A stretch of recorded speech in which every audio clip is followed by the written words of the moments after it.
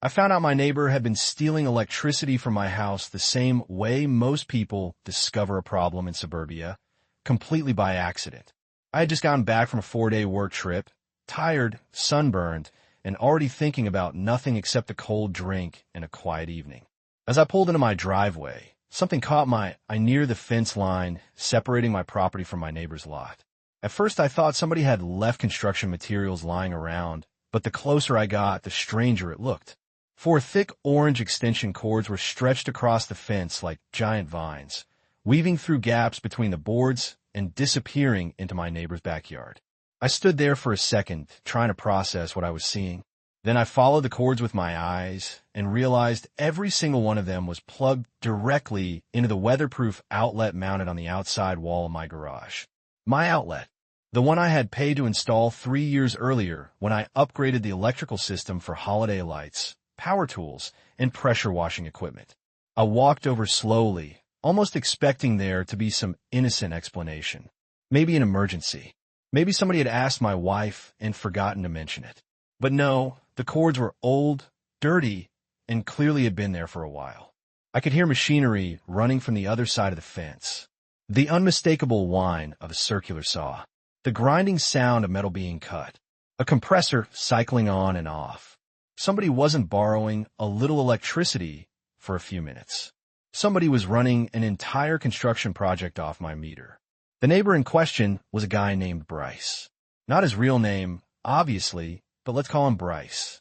He'd moved into the neighborhood about 2 years earlier and immediately developed a reputation for acting like rules were optional suggestions. Every HOA meeting turned into an argument. Every landscaping request became a fight. Every conversation somehow ended with him explaining why everyone else was wrong and he was right. For the last 6 weeks, he'd been renovating his garage into what he proudly called a luxury workshop. Every day, there were contractors, delivery trucks, power tools, and enough noise to make the entire street sound like a commercial construction zone. Apparently, what I didn't know was that part of his renovation budget involved using my electricity. Now here's where things got interesting. Most people would have stormed next door immediately. I thought about it. Trust me, I really did.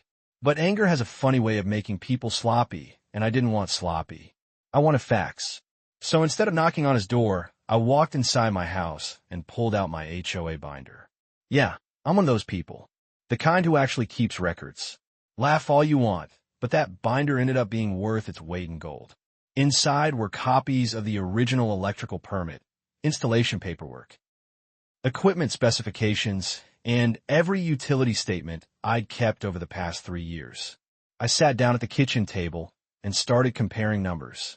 It didn't take long to find something suspicious. My smart meter app showed a dramatic increase in power consumption over the previous month.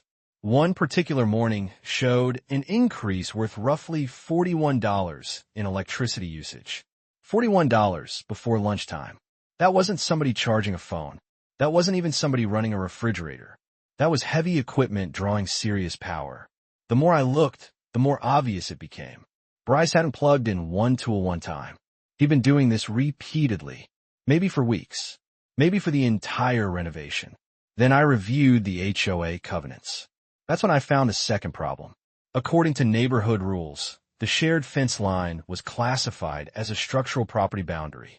Any physical access across that boundary required written consent from the property owner.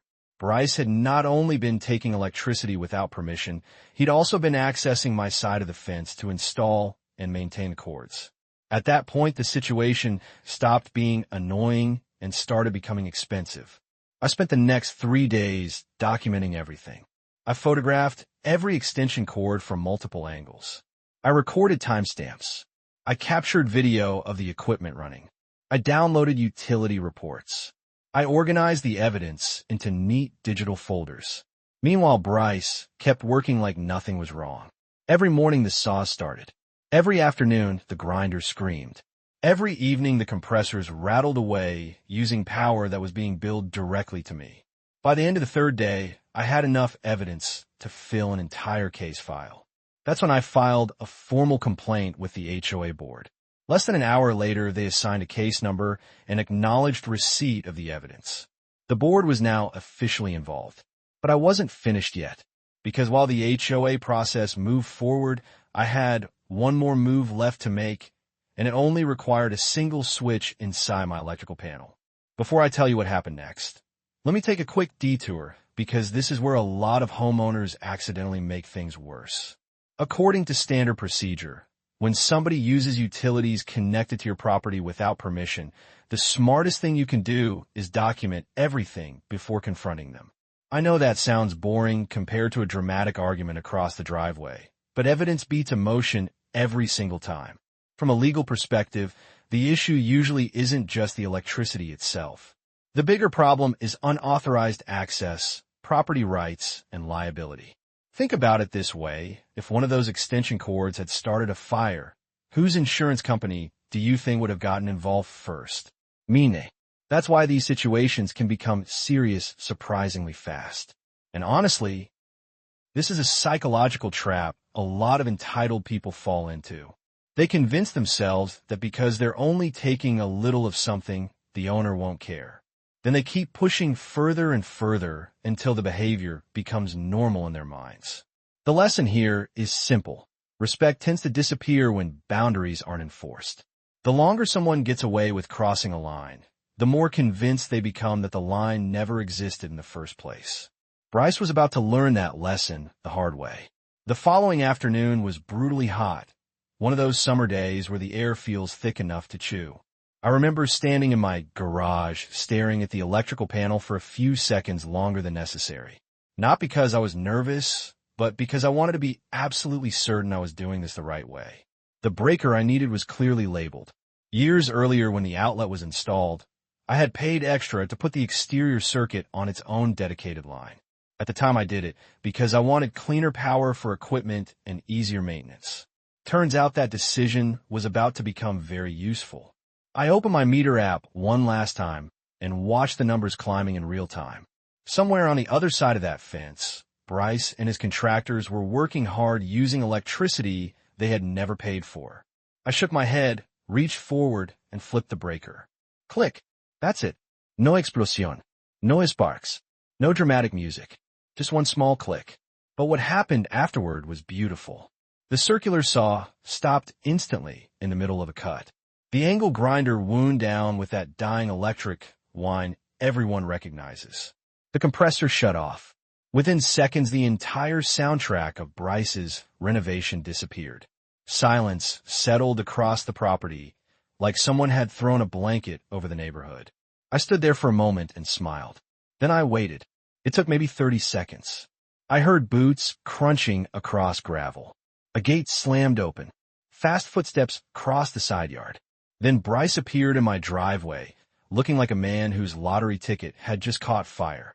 His face was red, his shirt was covered in sawdust, and his expression was a mixture of confusion and anger.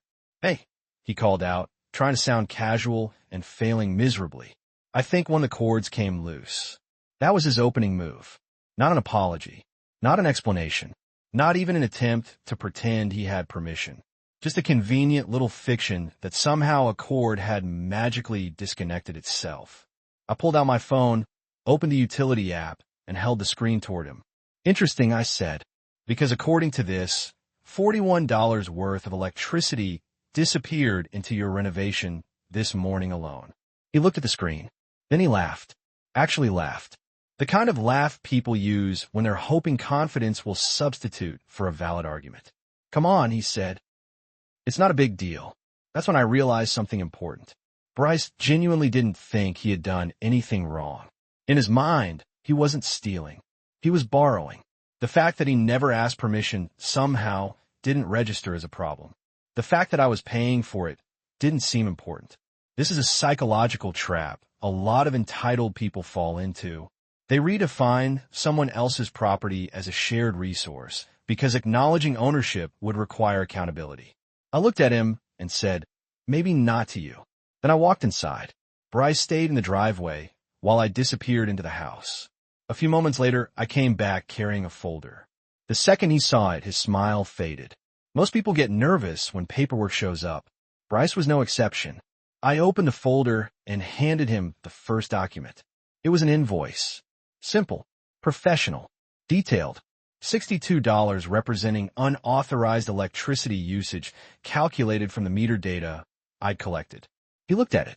His eyebrows tightened. Then I handed him the second document. This one was an access authorization request. According to HOA regulations, he should have completed it before ever touching anything attached to my property. He read part of it and suddenly stopped talking. Then came document number 3. This was the one that changed everything. It was a utility usage agreement. 30-day advance notice required. Written approval required. Monthly access fee. Maximum load limits. Liability provisions. Documentation requirements. Emergency termination rights. Everything neatly organized into a professional-looking package. Bryce stared at the pages. For the first time since he'd walked over, he looked uncertain. Then another voice interrupted from behind him. His wife, Lauren, stepped through the gate. She had probably noticed he hadn't returned. She walked up beside him, glanced at the paperwork, and immediately understood the situation was far worse than she had expected. Neither of them spoke for several seconds. The silence was actually kind of impressive.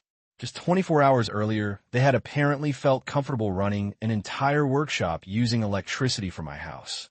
Now they were standing in my driveway staring at legal paperwork and an active HOA complaint. Finally, Bryce folded the documents and crossed his arms. This seems excessive. I nodded. So does 6 weeks of using somebody else's electricity. He opened his mouth to argue, then closed it, then opened it again.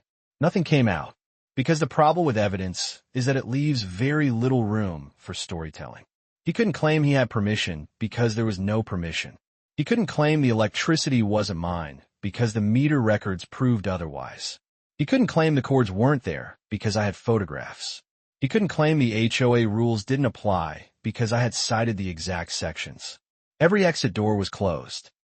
Lauren quietly took the paperwork from his hands and started reading more carefully. Her expression changed with each page. Confusion became embarrassment. Embarrassment became frustration. Not frustration with me. Frustration with him. Eventually she looked up and asked the question Bryce had been avoiding. How long have those cords been plugged in? Bryce didn't answer immediately, which was answer enough.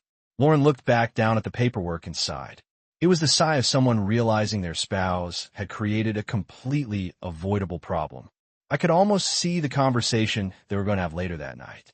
A few more awkward moments passed before Bryce finally asked, "So what happens now?" That question told me everything.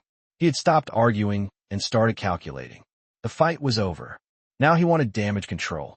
I pointed toward the documents. You review them. You reimburse the electricity. You stop using the outlet immediately. The HOA investigation continues. And if you ever need access again, you ask first. He didn't like that answer.